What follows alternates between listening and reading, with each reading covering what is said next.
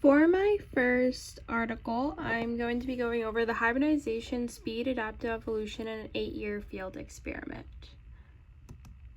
So some background on the experiment, and it was the hypothesis was to test if natural hybridization can speed the adaptive evolution in the wild using the resynthesized hybrids between two species of Texas sunflowers. So it's trying to test if hybrids speed adaptive evolution. So I'm going to be going over figure 2 from the article. So this is figure 2 here. We have fitness and generation. So this figure is the hybrid fitness, which is in blue, changes drastically when each generation appears. And then the controlled fitness is the orange line. So we're going to go to the next slide for 1 second. So the findings is it shows the fitness between the seed production in each generation. So the blue line is the hybrid and the dark blue line is the ladybird LBJ community, and the light blue is the BFL.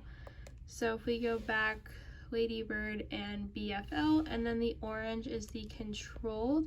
And each dot indicates a seed production that was recorded.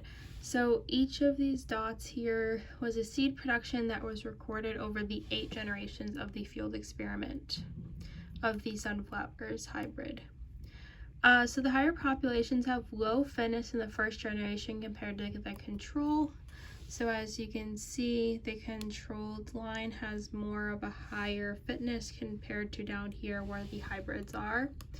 And then the higher population increases drastically after the second generation. So as you can see, the control starts to dip here, and the hybrids really, especially the dark blue line, it really expands up, while the control just kind of stays in this middle area here.